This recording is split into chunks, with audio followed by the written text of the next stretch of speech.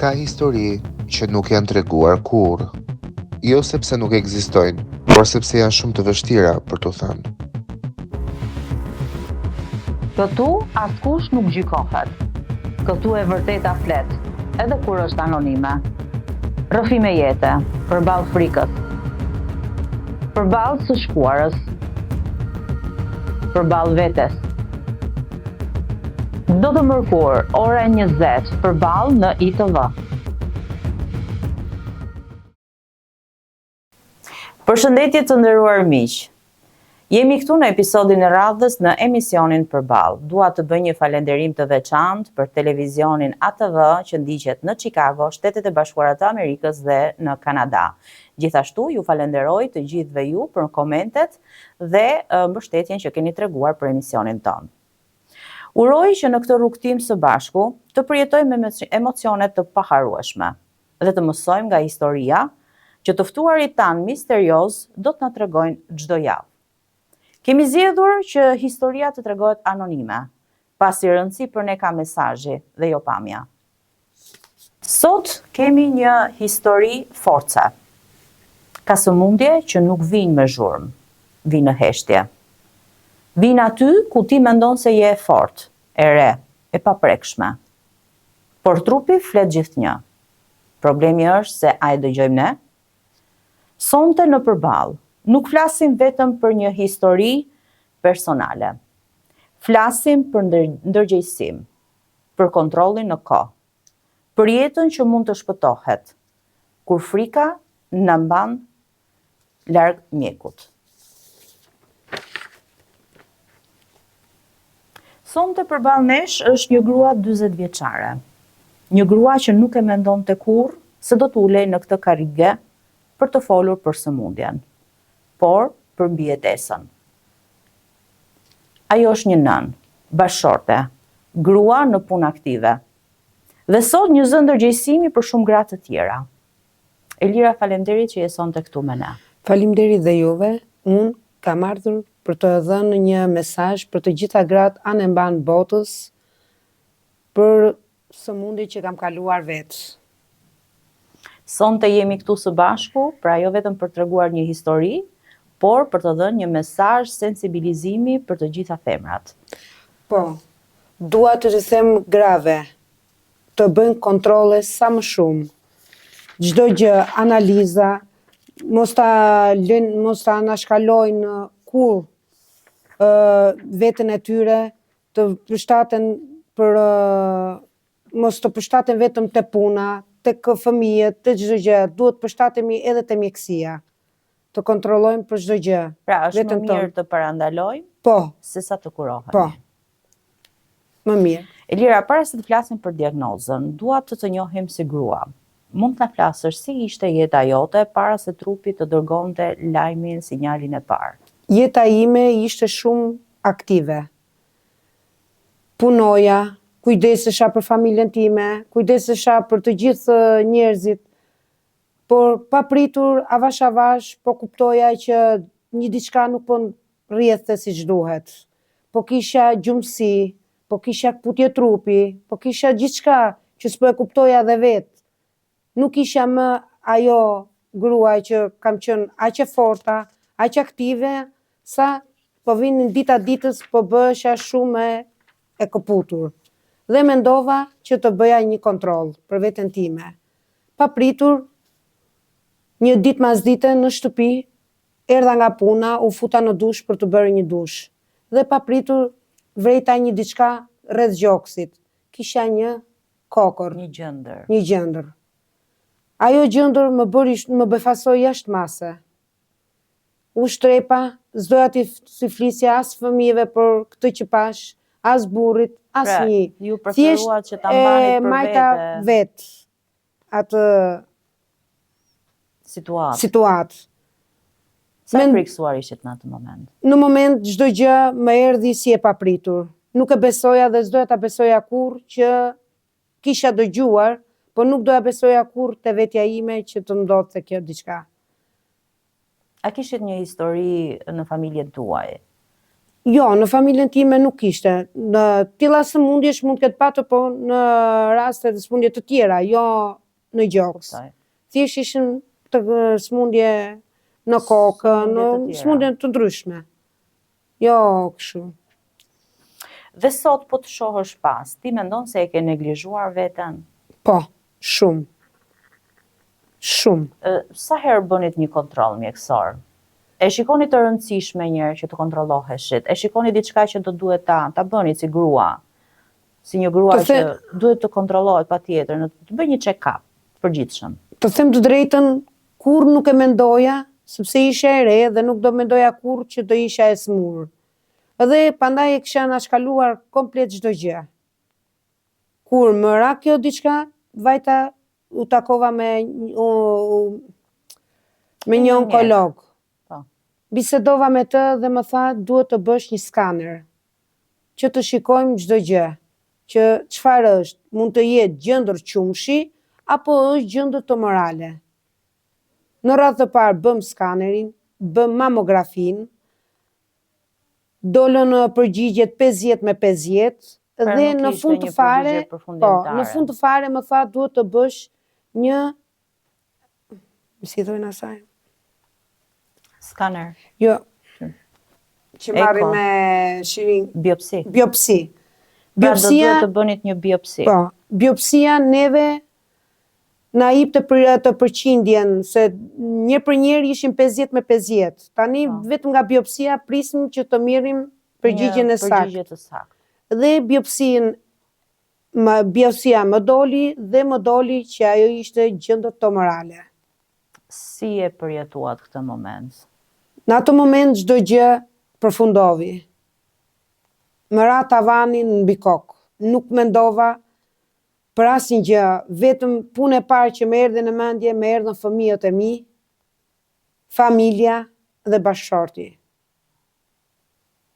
Çdo gjë e përjetova shumë keq. Kaq ishte, thash, a kishe dikë pranë vetes në atë moment? Asnjë nuk kam patur, kam qenë vetëm. Burrin e kisha jashtë shtetit, fëmijët i kisha të vegjël, dhe isha çdo gjë e kam bërë me vetëm tek. Nuk doja t'i thosha edhe prindërve të mi që mama mua më ka ndodhur diçka.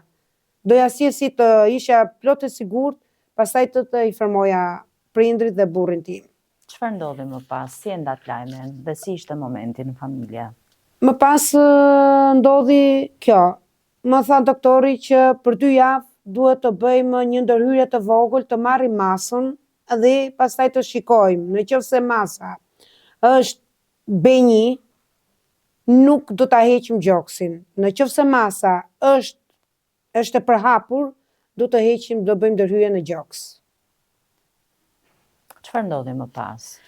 Më pas i thash, mora burrin, i thash mos u mërzit.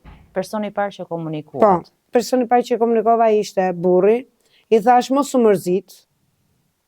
Duhet të vish në Shqipëri, sepse unë këtu kam bërë një rutinë analizash, një kështu dhe më kanë thënë për një ndërhyrje të vogël, po ti mos u mërzit. Hajde dhe po të pres. Si e përjetoi ai lajmin? Nuk e besonte. Kur, se thoshte sa herë, ti je shumë e fortë. Ti je çdo gjë, ti je shtylla e shtëpisë që na ke majtur neve. Të jep të kurajo. Më jep të shumë kurajo. Mbështetje. Po. Bëra ndërhyrjen pastaj. Në 12 janar kam bërë ndërhyrjen. Para në vitin në 12 janar 12 i pari 2018 kam bërë ndërhyrjen e parë. Po. Më hoqën masën dhe kam pritur rreth gati 2 javë më dilte biopsia. Në momentin që u kryesi analizë. Po. Vajta tek biopsia për të marrë përgjigjen, onkologu më tha që ne duhet të bëjmë një ndërhyrje, sepse ajo ka qelluar malign. Malign. Është grada e parë, malign. Dhe duhet të bëjmë një ndërhyrje që ta pastrojmë tërësisht. Okej, unë jam dakord, i thash, jam në dorën tuaj. Për çdo gjë, doktor, duhet më informoni që dhe unë si e si të marrë të eci përpara. Në atë moment, si ndiheshit? E këputur, emocione, s'më hyn të sy asnjë gjë, vetëm fëmijët, prindrit, mendoja çdo gjë. Si ishte momenti kur ju folët me fëmijët tuaj? Si u ndjen Fëmijët ata? nuk ju kam treguar Sa e se vështirë ishte situata në familje? fëmijëve nuk ju thash gjë, i thash mami do bëj një ndërhyrje të vogël, sepse djalin e madh e kisha 13 vjeç.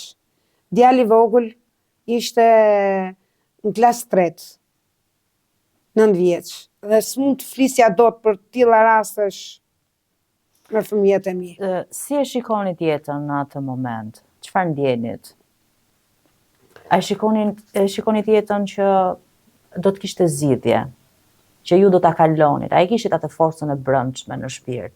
Po, kur do Apo mendoje negativisht? Si ndikonte tek ty gjithë kjo situatë? Si situatë më jepte shumë forcë. I thosha sa herë, dhe kur futësha vetëm në dhomë, thosha, Lira, ti do ja dalësh çdo gjë, sepse gjithmonë kam qenë aktive.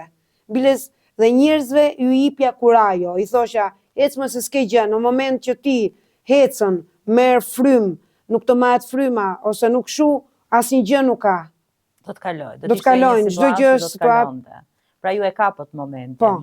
Edhe i datë shpresë vetes tuaj. Po. Besonit në jetën.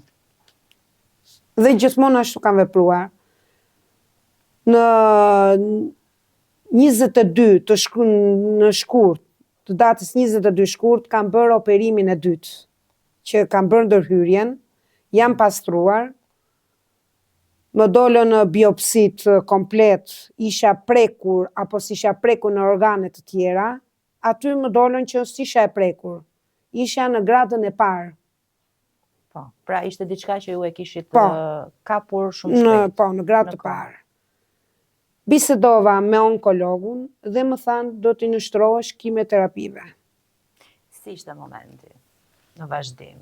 Si e përjetuat? Në fillim, musha sot me lotë, se nuk besoja kur që do dilja me këshu, me rënje flogu, me këshu nuk do besoja kur.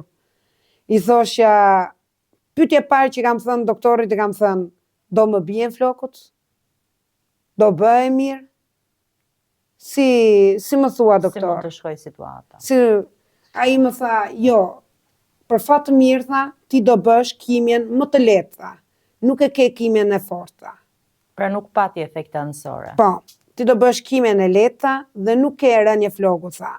Sepse kjo smundje që të ka ardhur ty, tha, kanë ardhur nga hormonet, tha.